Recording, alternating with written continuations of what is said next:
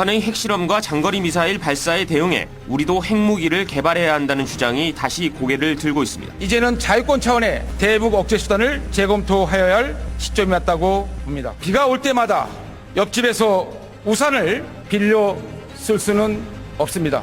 우리 스스로도 우비를 튼튼하게 갖춰 입어야 합니다. 이제 더 이상 북한의 퍼주기식 지원은 없을 것이다. 박 대통령 어제 국회 연설에서 개성공단 전면 중단은 재반 조치의 시작에 불과하다면서 보다 강력하고 실효적인 조치들을 취해 나갈 거란 대북 강경 입장을 분명히 했습니다. 앞서서 지난 월요일 교섭단체 대표 연설 나섰던 새누리당 원유철 원내대표도 강경 대응을 주문한 바가 있지요.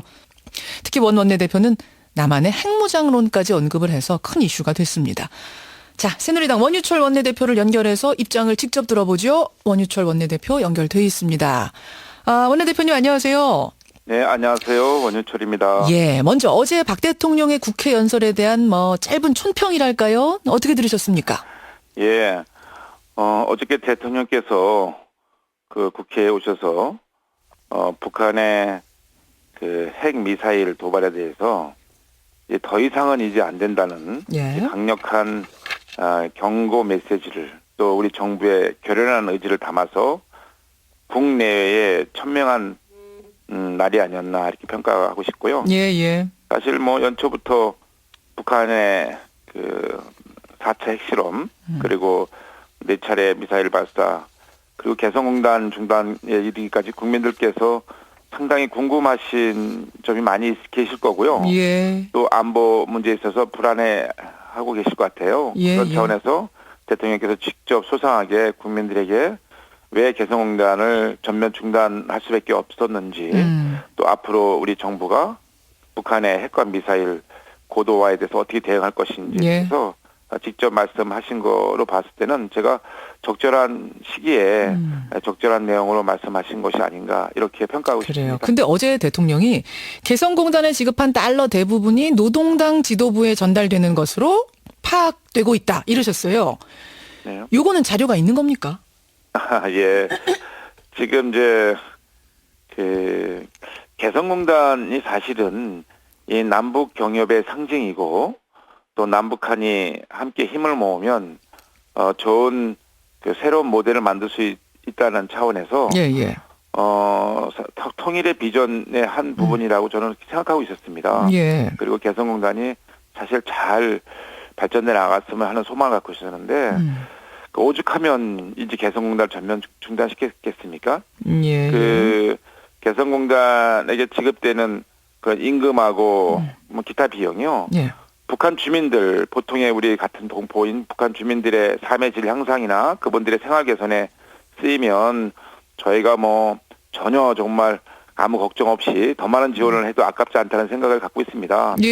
그 돈이 자꾸만 핵과 미사일을 개발하고 발전시키는데 쓰이고 있다는 이런 여러 가지 정황이 지금 나타나고 여러 가지 정황. 제가 이 부분을 왜 질문을 드렸냐면 무기 만드는데 그 돈이 쓰이는 걸 알면서도 우리가 계속 임금을 지급했다라고 하면 이건 유엔 안보리 결의 위반이 되는데 그럼 대통령도 이 사실을 알면서도 결의 위반을 한 게 되는 거냐? 어제 연설 듣고 그런 물음들을 많이 하셨어요. 어떻게 되는 겁니까?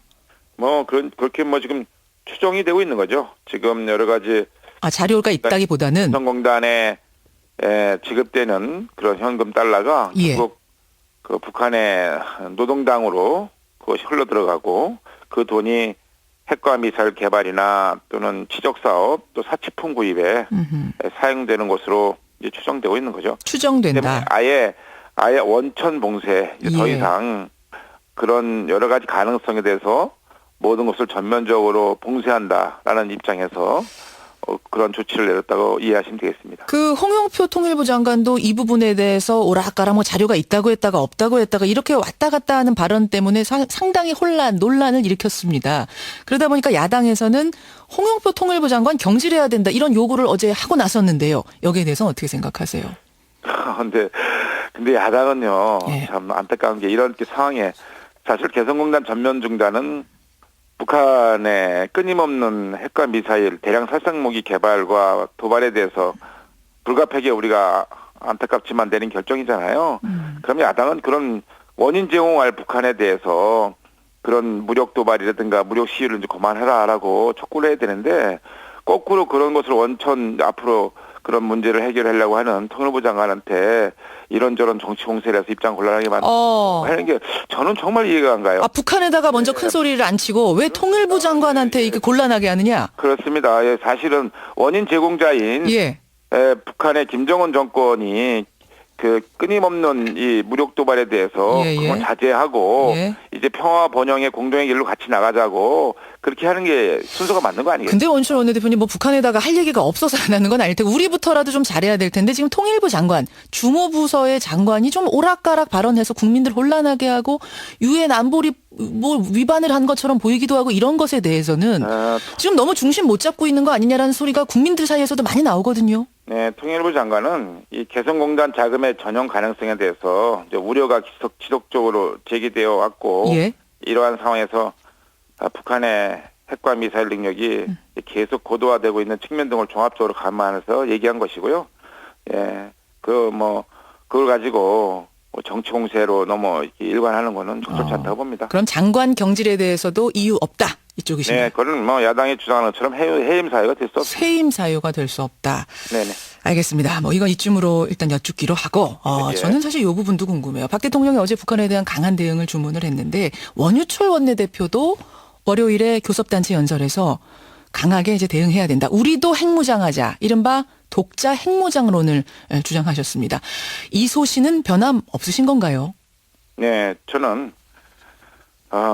사실 우리 수십 년 동안의 대북 정책이 그 도발 또 제재 보상이 반복되어 왔지 않습니까? 또 우리 정부가 역대 정부가 끊임없이 포기하지 않고 그 북한에게 대화와 평화의 손길을 내밀었어요. 그런데 이제 북한은 그 무력 도발이라는 응답을 해왔죠. 그래서 저는 이제 우리도 더 이상 북한의 이렇게 그 핵과 미사일이 정말 임계점에 다다랐습니다. 발전 속도가요. 4차례 핵실험과 4차례 장거리 미사일을 하는 과정 속에서 더 이상 방치했다가는 우리가 정말 알몸으로 그 북한의 대량살상 무기인 핵무기 앞에 서 있는 상황이 되기 때문에 이제 더 이상 우리도 이런 상황을 방치했다가는 우리 국민의 안전, 국가의 안위가 위태로울 수밖에 없다. 위태로울 수밖에 없다. 우리도 북한의 핵에 대한 억제 능력을 갖추는데 주저하면 안 된다. 더 이상 그런 차원에서 북한의 공포와 파멸의 핵에 맞서서 우리 자위권 차원의 평화의 핵과 미사일로 대응할 시점이 되지 않나 판단하고 주장을 하고 있습니다. 원내 이제 교섭단체 연설에 원내대표로 나섰을 때 이 말씀을 하셨기 때문에 이게 원내 교섭단체 연설이라는 게 얼마나 중요한지 아는 분이 이런 얘기를 개인 의견으로 했을 리는 없고 적어도 뭐 청와대라든지 어느 정도 공감대는 있었던 게 아니겠느냐 이런 얘기들 하는데 맞습니까? 네, 교섭단체 대표 연설이라는 것은 물론 우리 당의 입장을 대변하고 하는 거지만 개인의 소신도 뭐 섞어서 할 수가 있습니다. 그러니까 당과 개인의 입장을 적절히 배합을 해서 경우에 따라서는 뭐 의견을 피력할 수 있는 거니까요. 그럼 완전 개인 의견이셨어요, 이거는? 지금 뭐 개인 의견 평소에 제가 국방위원장 시절 때부터 우리 대한민국을 어떻게 지켜나갈 것인가, 북한의 저런 그 끊임없는 그 핵과 미사일의 고도화에 대해서 참 걱정을 많이 했습니다. 북한은 우리 이마에 권총을 들이대고 있는데 언제까지 우리가 칼만 가지고 그런 얘기 많이 하셨죠.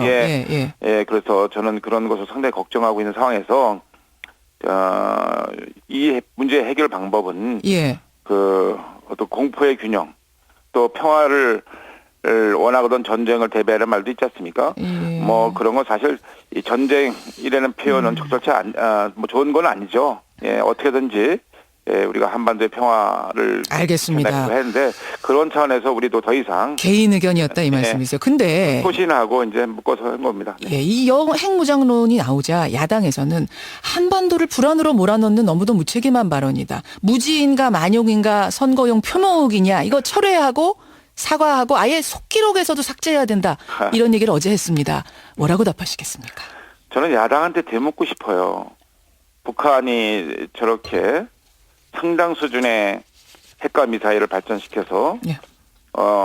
우리 대한민국이 정말 그 안보 문제가 백척간두에 서 있는 심정인데 그러면 북한에 대한 야당의 입장은 뭔지 저는 되묻고 싶습니다. 어떻게 우리 국민들의 안전과 국가의 안위를 담보해 나갈 것인지 그런 대안을 내놓지 않고 예. 무작정 반대만 하는 것은 적절치 못한 태도다.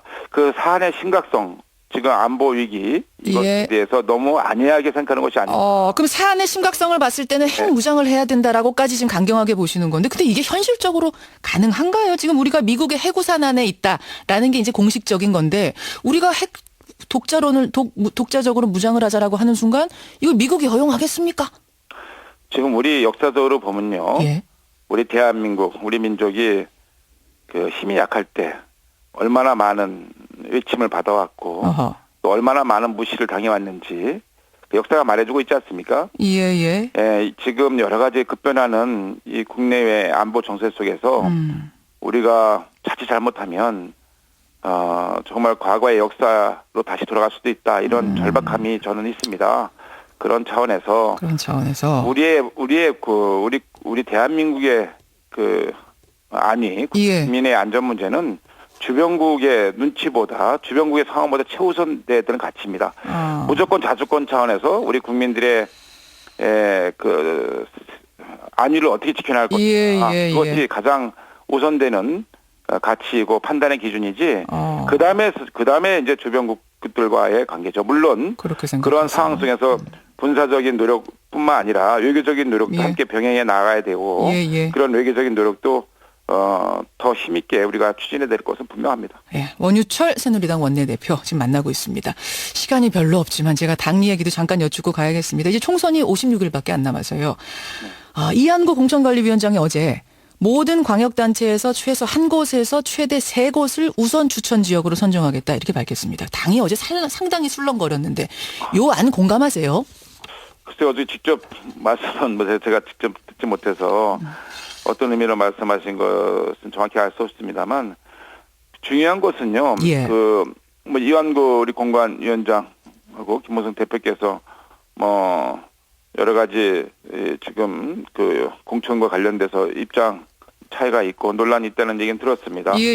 그런데 그 따져보면 다 이 공천 과정에서 우리 당원과 국민들의 뜻이 왜곡되지 않고 어떻게 하면 우리 새누리당의 경쟁이 있는 후보를 추천해서 이번 총선에서 승리를 함으로써 박근혜 정부 국정 운영에 안정적인 뒷받침을 할 것인가라는 것을 고민하는 것 같아요. 아무튼 그래서 저는 이 새로 만들어진 공천룰 당원 단계에 따라서 하면 됩니다.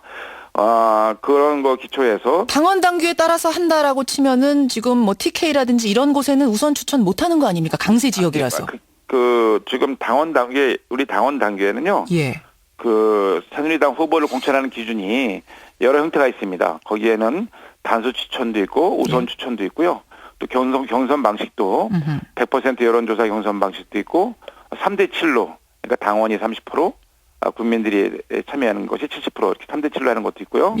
또 국민 참여 경선 방식도 있고요. 다양한 형태의 케이스 바이 케이스 맞춤형으로 특성에 맞게끔 공천을 하는 방식이 있기 때문에 저는 뭐 우리 새누리당의 지역 주민들의 뜻을 받들어서 또 좋은 후보를 충분히 추천할 수 있는 그런 당원 당규 새로운 공천들이 만들었기 때문에 그대로 운영하면 된다고 생각합니다. 그러면 지금 이한구 공천관리위원장이 하는 이런 것들 존중해야 된다. 이거 타당성 있는 얘기다라고 생각을 하신다는 거네요.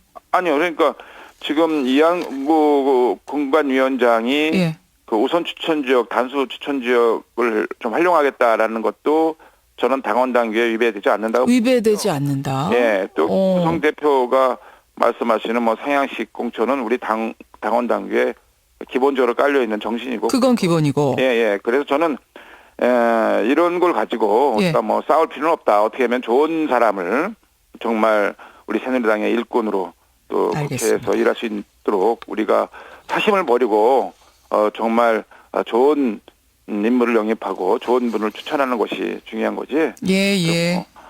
그런 거 갖고 싸울 일은 아니라고 생각합니다. 사실은 복잡한 문제고 여쭐 것이 많은데 오늘 여기까지 듣도록 하겠습니다. 고맙습니다. 네, 감사합니다. 새누리당 원유철 원내대표였습니다.